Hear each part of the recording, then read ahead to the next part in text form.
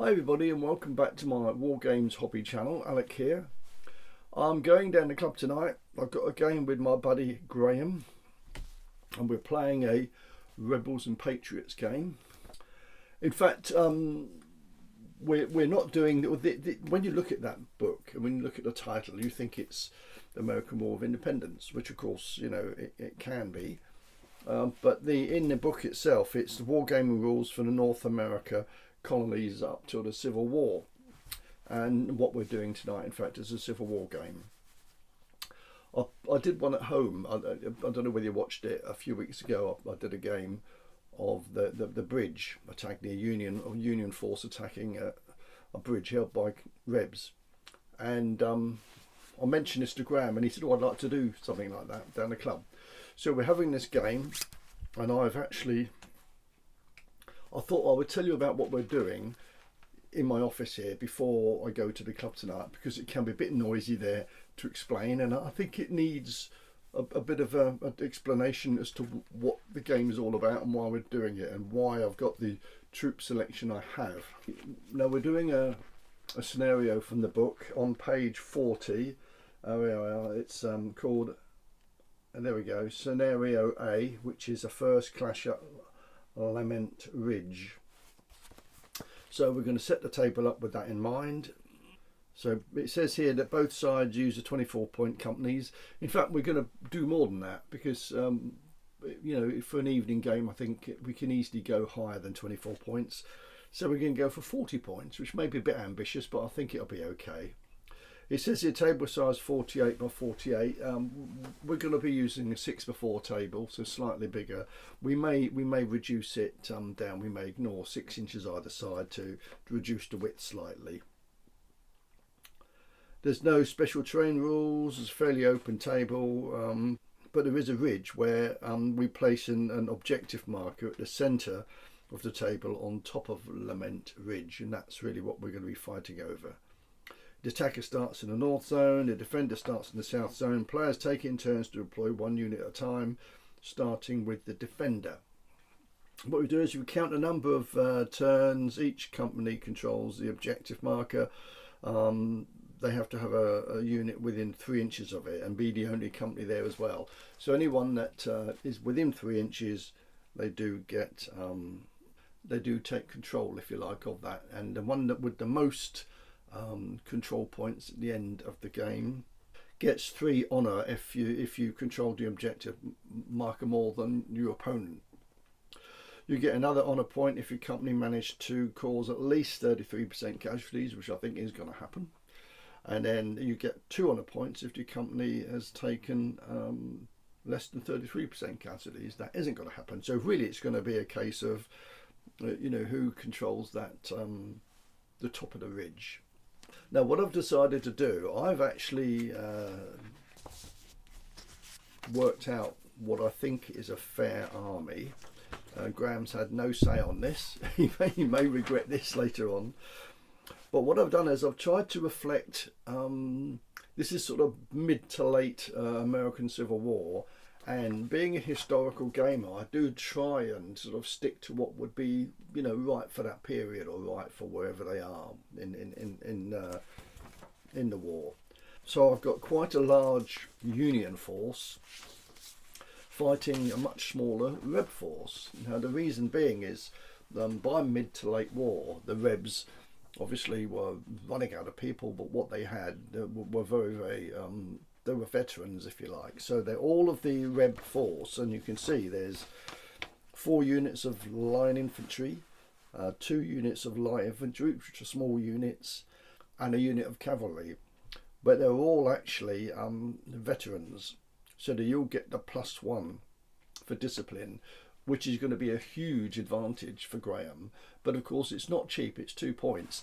Incidentally, talking about points, I know a lot of people don't like doing points for armies, but I think the one thing it does do, unless you're doing a reenactment of a battle, but if you're just having a game between 2 people, the point system works because it to a degree, because it stops one side being way too powerful, making it a one-sided game.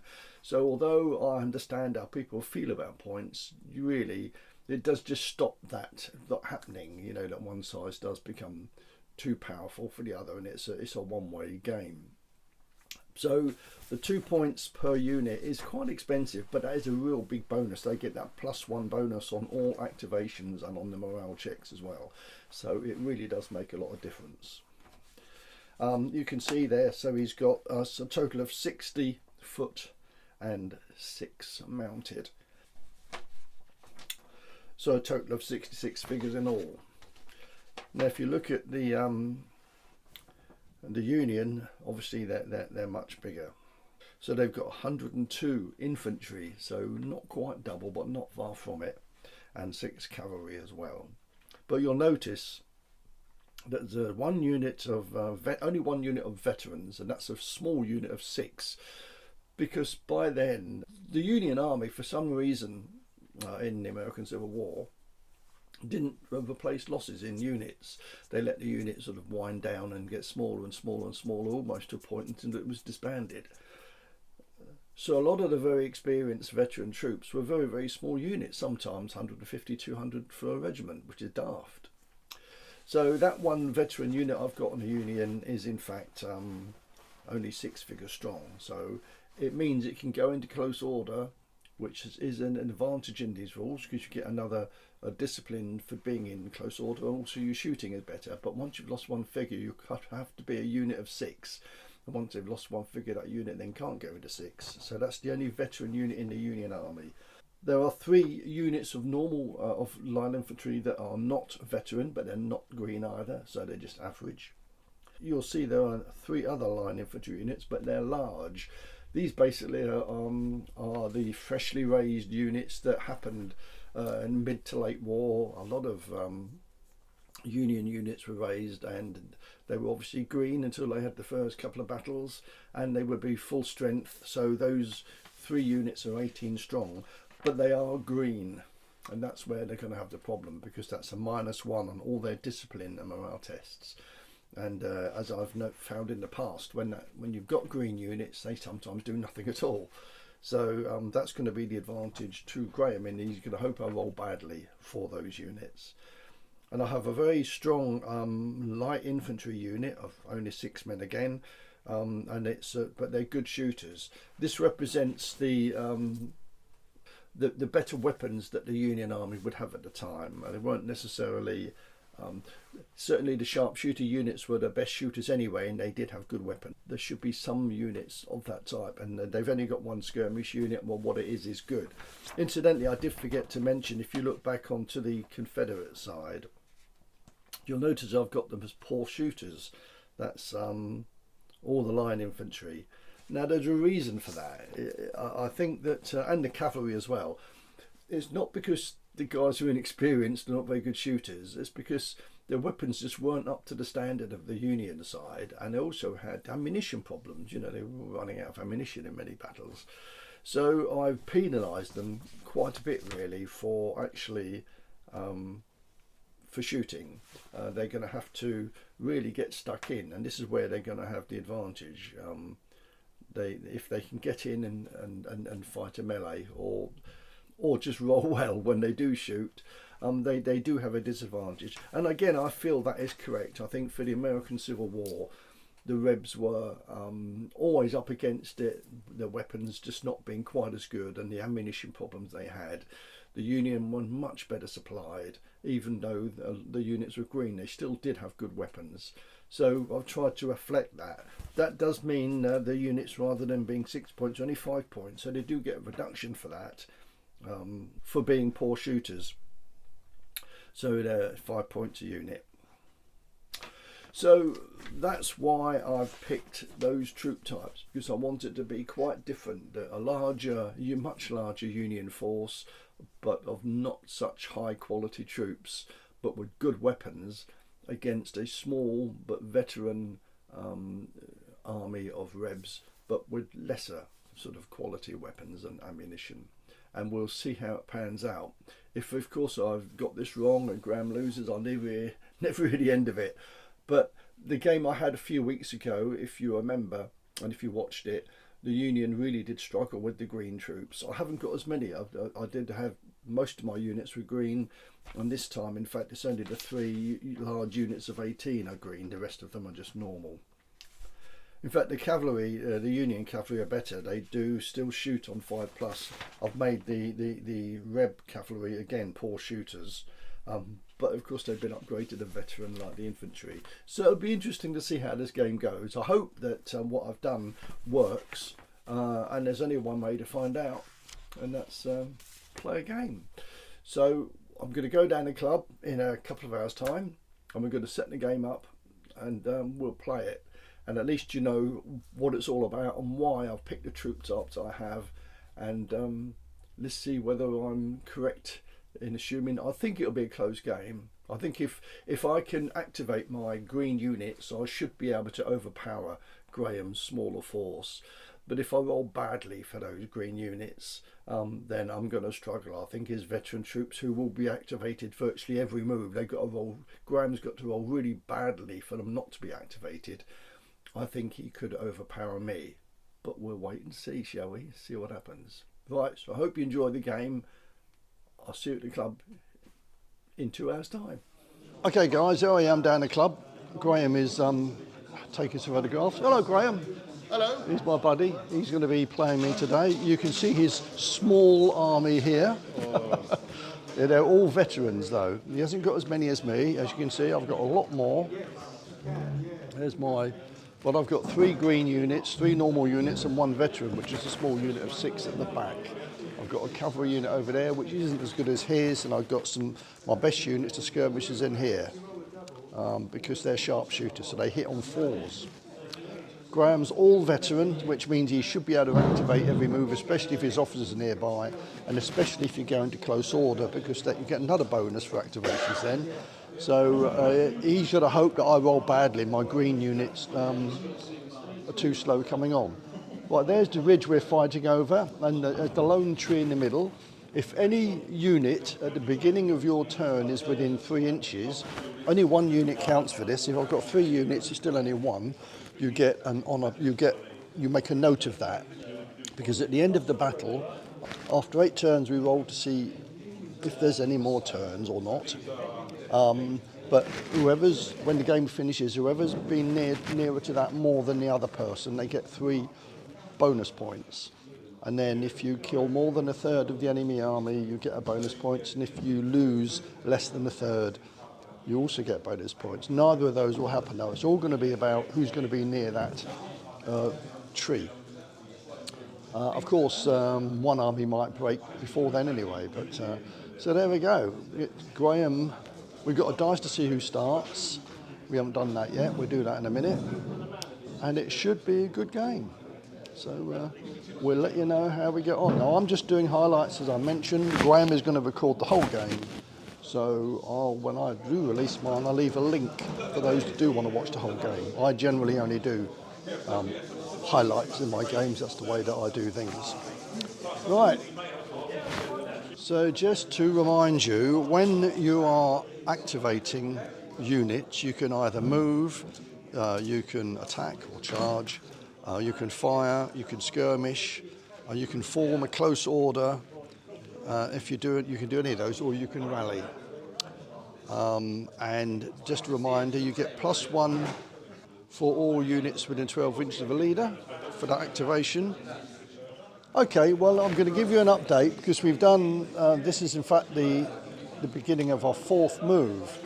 Graham's done 4 moves, and you can see he's really been quite aggressive. He's moved up because he's realised that with his Rebs, because they're poor shooters, they don't shoot very effectively. So he's moving up as close as he can to capture that hill, and I've got to try and then knock him off it.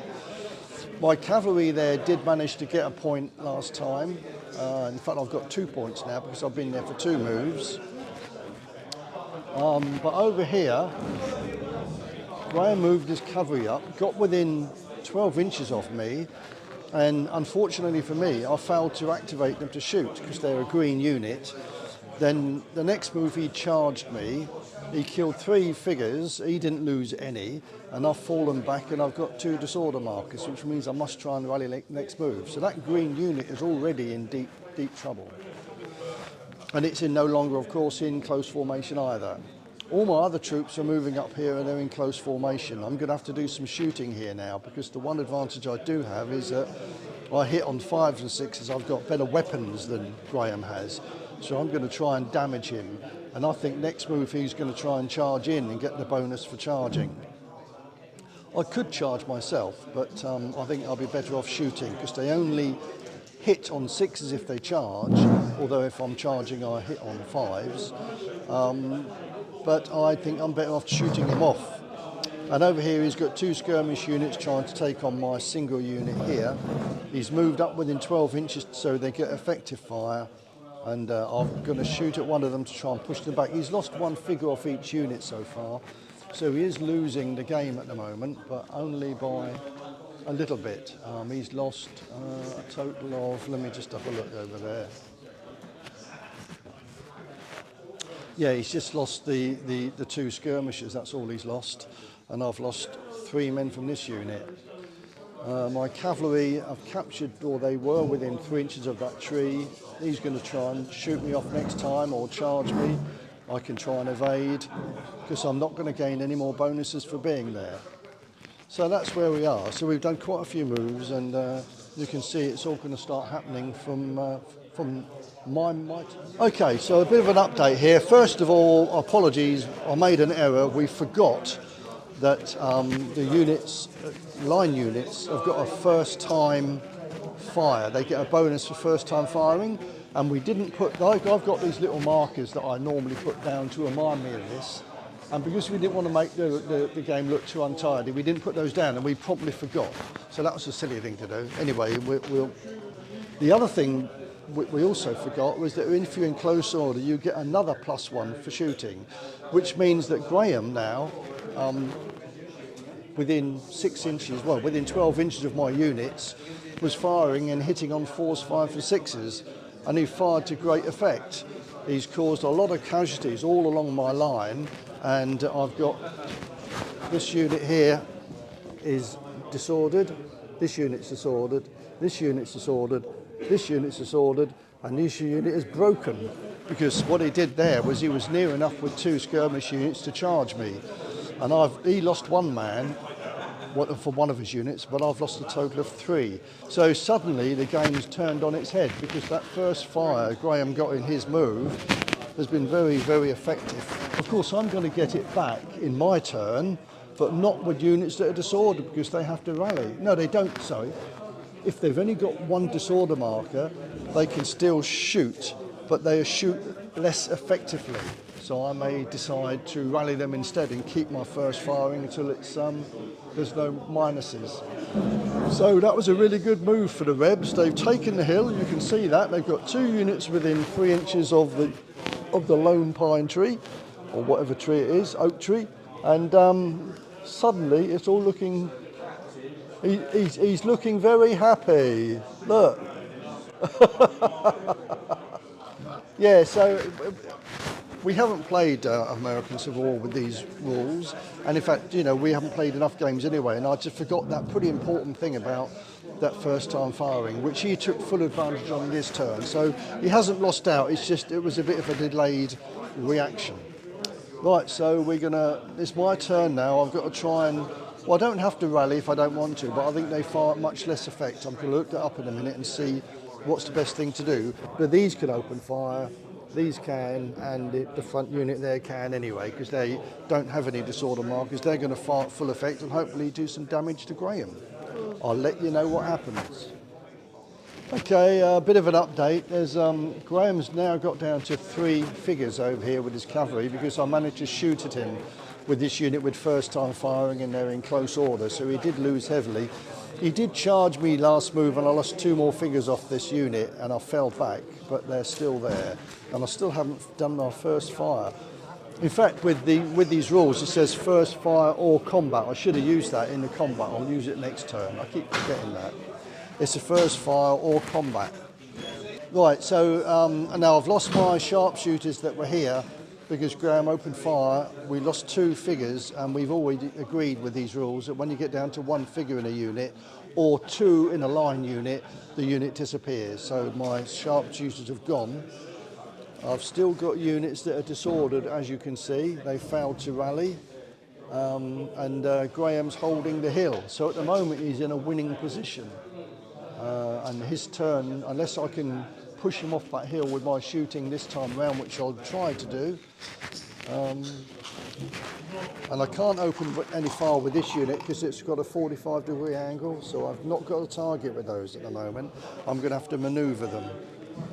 These are all disordered. They only fire with half effect, or half the dice, if they fire when they're disordered. So I've got to try and rally them, really, if I'm going to do any damage. So this game at the moment is probably going true to historically what would have happened, because the Union still got bigger numbers, but they're faltering. They're not moving forward any further, and I keep getting disordered, especially the green units are not really doing anything.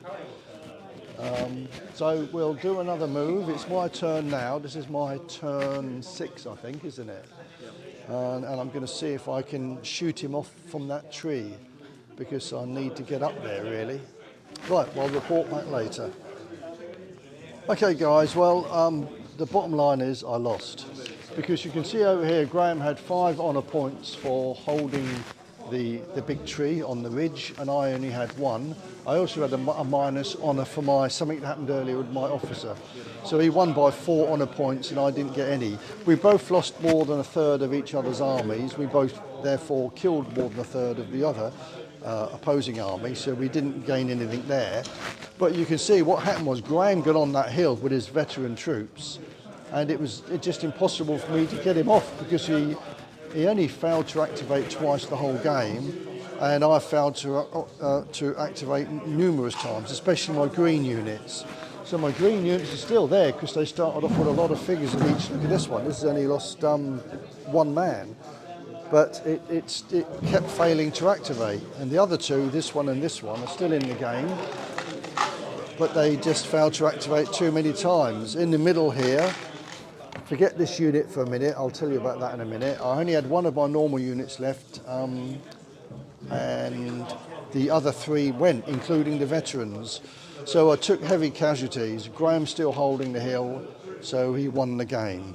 This unit here, I rolled a double 6, and then I rolled a 6 as well, so that's reinforcements. But they came on, then the first time they shot, they rolled a low ammunition, so they weren't going to do a great deal. And so Graham, although despite losing a lot of figures, he didn't lose quite as many as me, although I started up with a lot more than him. But the fact is, he stayed on that ridge and I couldn't shift him off it. I just couldn't get enough momentum and enough firepower to get him off that ridge. And when he did go off, he managed to come straight back again anyway.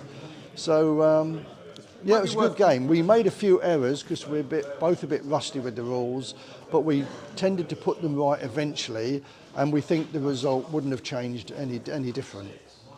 So yeah, it was a good game, wasn't it, Graham? Yeah, good game. Excellently hosted as always, Alex. Yes, good fun as always. And that's the second time you've beaten me these days. You're going to start to get to like these rules, No, I'm aren't going to you? have to buy the rules, Alex.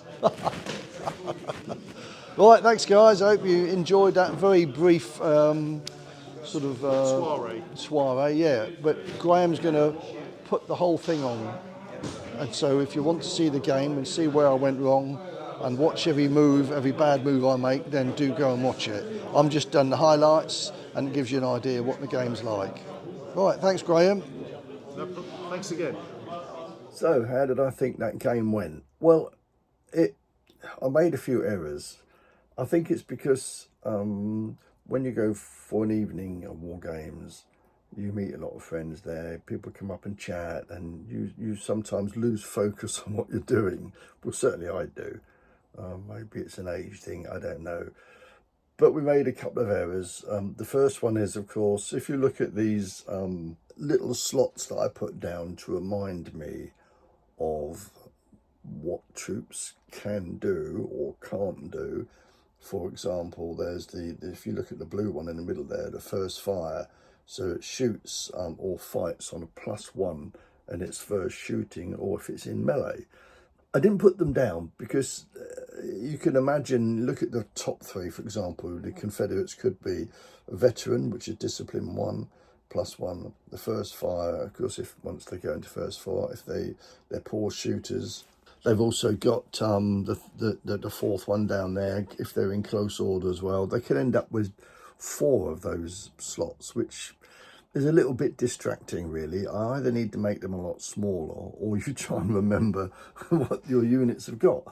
But you know, none of us are perfect at doing this. You know, we forget in the heat of the battle, people come up and chat to you, and you obviously want to chat to them as well, and then you lose focus and suddenly you've forgotten to do it.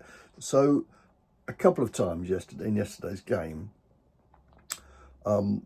we did forget to do things, and it meant that Graham, when he advanced onto the hill, if he had realised that he would have got a +1 for charging in, and he'd have got another +1 because he was in close order, they fight at +1, and you know, it really meant that he didn't do what he intended to do, because I did at one point say to him, look, I put the Rebs shooting at -1 and made them poor shooters, because, as I mentioned before, the Rebs struggled to keep up modern weapons, you know, whereas the Union had good supplies of the most modern weapon available. So although their troops were green and weren't battle hardened in some cases, when they opened fire, they were pretty effective. The Rebs struggled to keep up with that. Graham didn't like that idea very much, which is not surprising. But the trouble is, it meant that he was always going to be outshot, because veterans don't get a +1 on their shooting. They do get +1 on their discipline, and but it costs 2 points for that. It's quite expensive to have. But it meant that his battle line, when he got on that ridge, was going to be very difficult for me to move off the ridge. He was taking casualties, but his morale was still okay, whereas my green units really struggled, as you saw in the battle. So we did forget a few things. Now, putting these cards down, we decided not to make it look better. You know, too many cards can spoil the look. But of course, we kept forgetting about it. So, you know, we made a few errors, which was a great shame, really. I think if we played the rules more often, that wouldn't happen. It's fair to say. And that's what I intend to do, because I do like them. They work well. I like the sort of national characteristics, if you like, that you can give the troops. And in fact, the result was fair. Graham got on that ridge. He stood there. I couldn't get him off. My smaller units started to take heavy casualties. My large units, taking casualties, weren't necessarily going to run away, although if I'd rolled really bad with them, they might have done. But certainly they were taking casualties, but they were getting disordered and being pushed back, which is what green troops would do. So I think from that point of view, it worked out quite well. The smaller Reb army did win the game in the end, because he got to that ridge before I did. And so I think Graham was happy with the result. The other thing I could have done was I could have made the Rebs aggressive. It costs an extra point, so for 4 units, it would be an extra 4 points. It might have been easier to do that and then reduce something else or take something else away to, you know, only have 1 unit of skirmishers or something. And I think that he would have preferred that. And I think next time we do it, we will make the Rebs aggressive. I still like the idea of them having being poor shooters, because you do think, you know, in mid and late war, the Rebs did struggle with ammunition and the quality of the firearms they had against the Union forces. So being a historical gamer, I do like to try and match as close as possible the conditions that troops would fight under, and the limitations and the advantages that they would have. So we're going to have another game at some point, hopefully soon, although Graham starts this football coaching soon, so we won't be coming down on Friday night, so I don't know when it'll be. But I do think that we should persevere with this, because it potentially is a very good game. It works out fine. We did get the final result. We tripped up a little bit on the way, on the journey, but we got there in the end. I was also lucky enough to roll the extra 6 when I rolled a double 6, which brought a fresh unit on. It might have made a difference, except the first time it fired, it became low on ammunition, and they would have taken too long to get to that ridge. but that was just luck of the dice. You only do that once in a game, incidentally. If you roll a 6 again after you roll a double 6, then you can't get another unit. You have to choose one of the other advantages. But that was just a bit of luck on my part. But Graham did get the result he wanted. He got a win. He held that ridge for much longer than I did. My cavalry weren't strong enough to keep it for long, and I didn't get my infantry up quick enough. So I hope you enjoyed that. Good game. See you again soon, guys.